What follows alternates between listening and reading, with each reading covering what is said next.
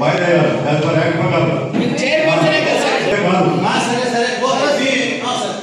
మీ పద్ధతి ప్రకారమే మేము ఒప్పుకుంటాం. ఓరల్ గా చెప్తే చెల్లుబాటు కాదు, సంతోషం, మేము ఒప్పుకుంటాం. ఎంతమంది వచ్చారు అక్కడ ఆ రోజు మీటింగ్? కౌన్సిలర్ రెగ్యులర్ వచ్చిన టైం వచ్చి కూర్చున్నాం. మీరు కాదు సార్, కౌన్సిలర్లు ఎంతమంది వచ్చారని అడుగుతున్నా. కౌన్సిలర్ 40 వచ్చినాం. 40 వచ్చిన సార్ మీటింగ్ కండక్ట్ చేస్తారు.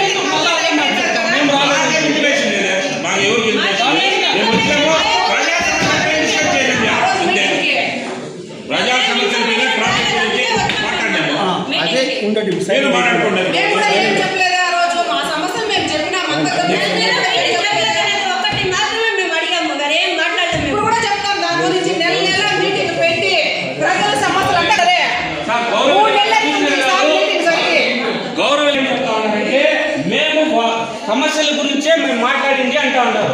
అజెండా సబ్జెక్ట్ ఏది చదవలేదు. వాళ్ళు చెప్తా ఉంటారు వినంటారంటే మీరు మళ్ళీ అదే సబ్జెక్ట్ మాట్లాడుతూ ఉన్నారే. వాళ్ళు ఏం చెప్తా ఉన్నారంటే మేము మాట్లాడింది ప్రజా సమస్యల మీదే అని చెప్తా ఉన్నారు. నేను ఏమంటానంటే కమిషనర్ గారు మీరు ప్రజా సమస్యల మీదే మీటింగ్ చేశారు ఆ రోజు. మీరు చెప్పండి సార్. వాళ్ళ ఎత్తి మా మీద లేదు కాదు. మీ వల్ల ఇప్పుడు మీ వల్ల మాట్లాడతారు. మీ పేపర్లో అంత పెద్ద ప్రెస్ మీట్ పెట్టి ఎవరు కౌన్సిలర్ అటెండ్ కాలేదని చెప్పి మీరు చూపిస్తే ఎట్లా సంవిధానంగా మాట్లాడేది? అంటే మేము ప్రజా సమస్యల మీద రావడం లేదా? అంటే మీరు ఒకరైనా పనిచేస్తా అనేది వాళ్ళు ఒకరైనా పనిచేస్తా అనేది ఎవరు చెప్పారా? మీరేమైనా ఇంటిమేషన్ ఇచ్చారా? మీరు ఎందుకు చెప్పారా మాట? గవర్నమెంట్ చైర్పర్సన్ గారు చెప్పారు కదా. అది కాదు, గవర్నమెంట్ చైర్పర్సన్ గారు చెప్పారా లేదా? చెప్పారా లేదా?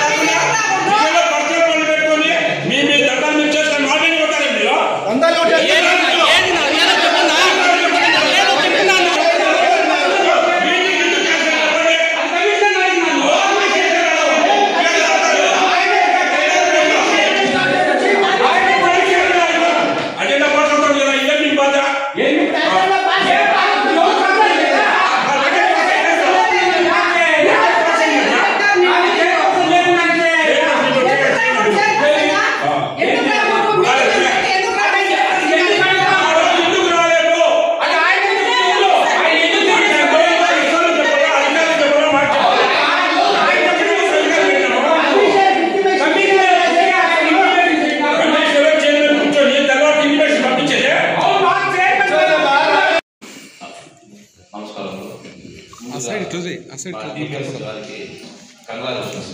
అంటే TPO ప్రమోషన్ వచ్చింది కాబట్టి ఇది మీరు ఈ శుభ సందర్భంలో మదనపల్లి రోడ్ మొన్న నైట్ పోయారు. ఏది పోయారు? పబ్లిక్ అబ్జెక్షనా లేకపోతే అందరూ ఏం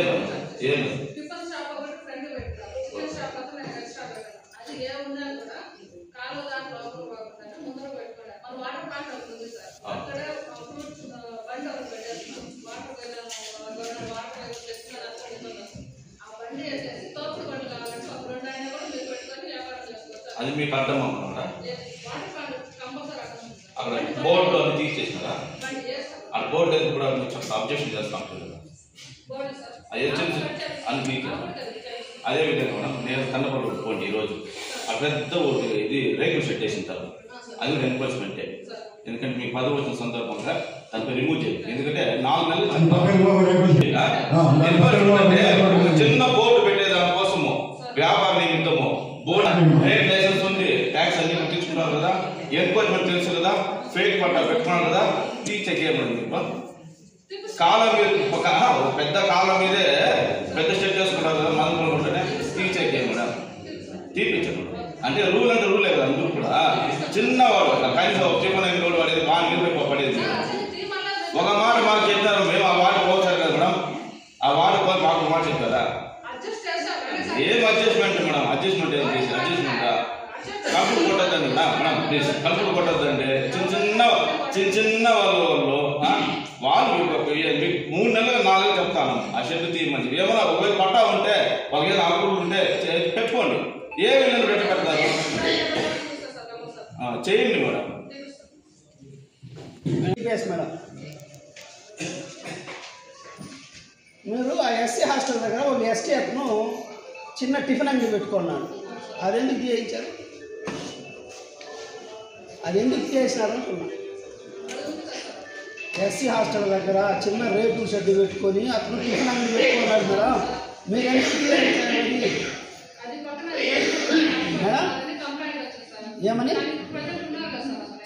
అప్పుడు వాళ్ళ షెడ్ ఎందుకు తీసారు అంటున్నా, వాళ్ళ షెడ్ ఎందుకు తీపిచ్చారు అంటున్నా. ఎంత వేసారు?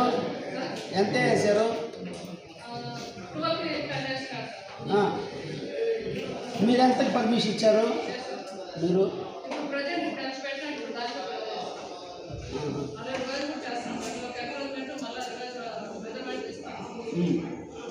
ఇప్పుడు ఇక్కడ పబ్లిక్ ఇది పెద్ద బిల్డింగ్ కడుతుంటే దాన్ని ఎందుకు ఆపలేదు మీరు? మీరు ఎట్లా ప్లాన్ అప్రూవ్ ఇచ్చారు దానికి? ఇక్కడ విద్యానగర్ స్కూల్ దగ్గర బిల్డింగ్ కడతా ఉంటే దాన్ని మీరు ఎందుకు ఆపలేదు? ప్లాన్ ఏ విధంగా ఇచ్చారు మీరు? ఆ పట్టానే చల్లదని మేడం చెప్తున్నారు కదా, మీరు ఎట్టిచ్చారు? ప్లాన్ అప్రూవ్ అయింది సార్ అంటున్నారు మీరు, మళ్ళీ ఇప్పుడు కాదంటున్నారు. ప్లాన్ అప్రూవల్ ఎట్టిచ్చారు వాళ్ళకి? విద్యానగర్ దగ్గర వాటర్ ట్యాంక్ దగ్గర అది అక్కడ మీరు ఎట్ట పర్మిషన్ ఇచ్చారు అతను బిల్డింగ్ కట్టుకోవడానికి అంటున్నా. ఇప్పుడు కడుతున్నారు మేడం, ఇప్పుడు కట్టి మన గొడవలంతా జరిగాయి.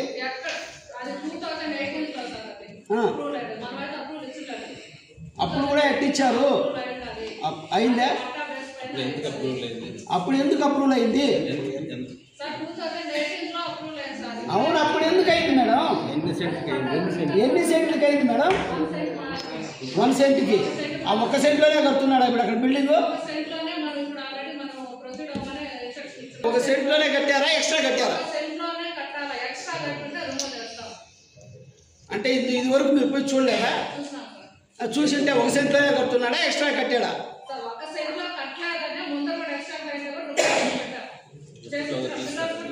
ఎప్పుడులోకి తీస్తారు అది?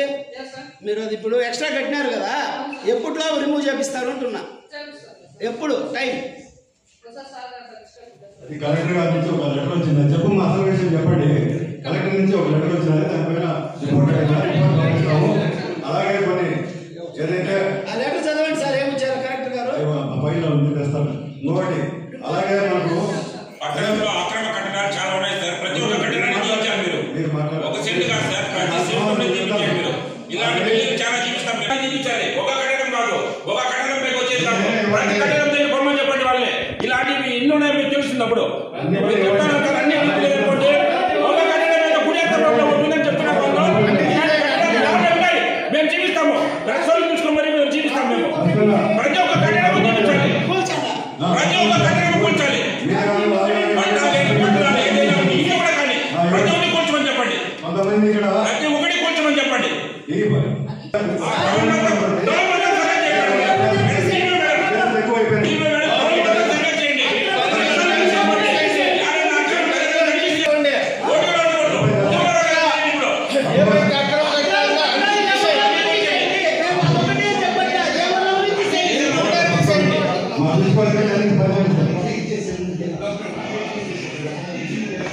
పది అడుగులు వేసుకుంటారు, 10 అడుగులకి 5 షాపులు కట్టింటారు.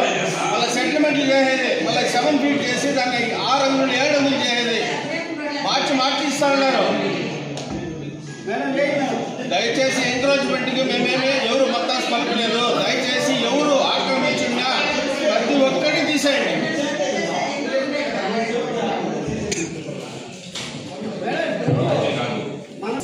ఇప్పుడు ఎవరు మాట్లాడుతున్నారు కూడా, ఆ బిల్డింగ్ కిందే పైప్ లైన్ పోయింది, మీరు అది చూడలేదా?